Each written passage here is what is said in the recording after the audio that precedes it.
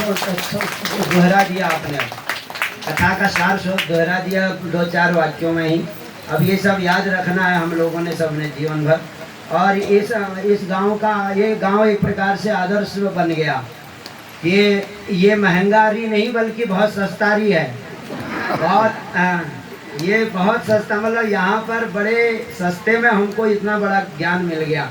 नहीं तो महंगारी का एक अर्थ ये भी हो सकता है कि ज्ञान जहाँ बहुत महंगा हो।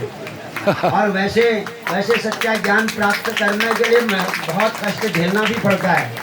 बड़े बड़े वो तो हमारे ये जोशी जी जानते हैं, श्रीमान रमेश चंद जी जानते हैं कितना संघर्ष किया, क्या किया। तो यहाँ पर ज्ञान जो है कुछ आप जैसे महान संस्कारी लोगों की वजह से बहुत सस्ता हो गया। बहुत बड़े आनंद से जो है सुखदेव भगवान की कृपा हो गई कि हम लोगों ने इतनी चर्चा यहाँ पर कही सुनी। और जो आप कह रहे थे भागवत में हमने प्रवेश नहीं, भागवत में तो स्वमति परिणामावधि है। अपने मति के अनुसार 2 शब्द हम बोल सकते हैं, 2 आप बोल सकते हैं।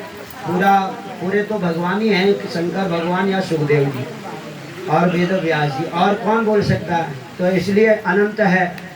और लेकिन हमने जहाँ तक हमारी अपनी समझ थी, अपनी छोटी बुद्धि थी, उसके हिसाब से हमने जो है भागवत की लगभग सभी कथाओं की चर्चा कर ली है। और जो कोई छोटी भी होगी तो वह ज्ञान बस छोटी होगी, याद नहीं आई इसलिए। और तो ये बहुत बड़ा सौभाग्य है इस गांव का, और इस गांव के लोगों में जो है आगे के लिए भी धर्म रक्षा का ये एक प्रकार से अभी भी केंद्र बना रहेगा। जैसे पहले आपके बुजुर्ग लोग बड़े ज्ञानी ध्यानी लोग रहे और सबको लाभ हुआ। दूर दूर से लोग यहाँ आकर के लाभ उठाते थे, पढ़ने वाले पढ़ के भी जाते थे। और आज भी रमेश चंद जी के पास कोई आएगा तो वो यहाँ भी उसको कुछ मार्गदर्शन कर देंगे। कई लोगों का किया आपने जो है वो विद्यार्थी है, वो हम भी जानते हैं उसको, रमेश कांडपाल नाम रखता है, तो उसके लिए भी आपने बहुत किया। ऐसे आप और लोगों के लिए करते रहते हैं। और वो अनाथ था एक प्रकार से, उसका शादी विवाह गृहस्थाश्रम भी करवाया और उसको सब अनुष्ठानों में अपने साथ भागवत कथाओं में आप ले जाते हैं। तो कई इस प्रकार से भी आप विद्यार्थियों के लिए भी उपकार करते रहते हैं। तो इससे जो है दूसरों को भी प्रेरणा मिलती है, दूसरे लोग भी कुछ अपना अच्छे कार्य की प्रेरणा लेते हैं, परोपकार की प्रेरणा लेते हैं।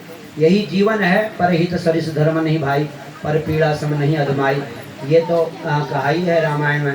तो इसलिए ये परोपकार का कार्य भी आप लोगों के, आप जैसे ब्राह्मणों के द्वारा किया जा रहा है। और इस गांव के एक और होनहार अभी अगली पीढ़ी के कथावाचक भी आप तैयार हो गए हैं। क्या नाम से, कमलेश जोशी भी हैं, तो वो भी कथा कर रहे हैं। तो अच्छा, इससे भी एक अच्छा भाव बन रहा है और अच्छा एक विश्वास पैदा हो रहा है कि हाँ, गांव में आज भी अपने वैदिक पौराणिक मार्ग पर चलने वाले विद्यार्थी और होनहार ब्राह्मण बालक यहाँ आगे बनते रहेंगे। और जो नई पीढ़ी के बालक हैं वो भी इनसे कुछ शिक्षा दीक्षा लेते रहें। तो यहाँ कभी भी पढ़ा लिखा पंडित मतलब की कमी नहीं रहनी चाहिए। आगे भी जो है ये संस्कृत मीडियम में पढ़ करके कुछ शास्त्र पुराणों का ज्ञान भी ब्राह्मणों के बालकों को तो अवश्य करना चाहिए। पहले तो सभी के लिए जरूरी है, सभी चारों जातियों के मनुष्यों को शास्त्र पुराणों का ज्ञान होना चाहिए और उसके अनुसार आचरण होना चाहिए। तब हमारा सनातन हमारे साथ रहेगा और हमारा कल्याण करेगा। तो इसलिए सनातन को अपने साथ रखने के लिए सुंदर संस्कारों की आवश्यकता तो है ही है। तो इसके लिए अब हम सामूहिक गलती के लिए तो हमने भगवान से क्षमा मांगी, भगवान का नाम उच्चारण किया, अच्युत श्री हरि और विष्णु नाम का उच्चारण किया। और अपनी व्यक्तिगत गलती के लिए एक साधारण अज्ञानी मनुष्य के रूप में हम आपसे हार्दिक रूप से ही क्षमा याचना करेंगे।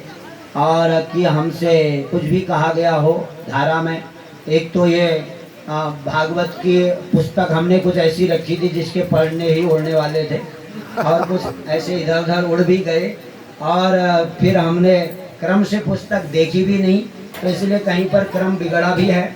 और क्रम बिगाड़ने का कथा में दोष नहीं लगता, ऐसे भी हमने सुना है।